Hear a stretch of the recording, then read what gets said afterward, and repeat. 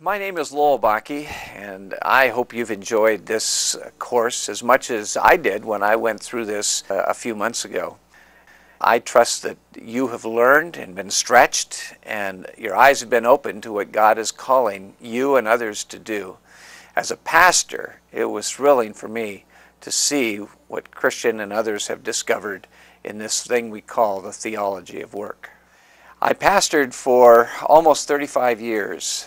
And in the midst of it realized that the issue of how does God call and what is ministry and what's really important to God was an issue in the church. I began to wrestle with what it would look like if I began to find out what my people were called to do. And as a pastor, how would I steward those gifts for the kingdom? How would I encourage them to use those gifts to invest in, wildly and expectantly in the world? The church is a church that's gathered, but it's also scattered, and it's sent. And so as I began to understand that my role was, when I saw people gather, to discover how God was sending them and send them out with our blessing. And not only with our blessing, but to send them out as prepared to do what God has called them to do, as they expected I would be prepared to do what I was called to do inside the church and through the church.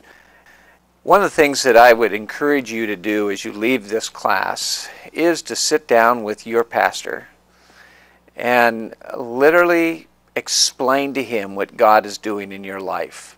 Ask him to spend some time with you, to look at your life, your calling, and then ask him if he at the church would not commission you to that calling. And for them to realize that the church was leaving that building on Sunday to go into the world through your work, through your calling. If your pastor doesn't know your calling, he can't send you. And if you aren't certain about your calling, you'll never be sent. So I trust you'll take this very seriously and be willing to sit down with your leadership and maybe other business leaders within your church, people working in government, people working in all other aspects of life, and help them understand that what God has called them to is as vital on Monday as what your pastor's been called to on Sunday. Your work, your calling, and your sphere is vitally important to that cause.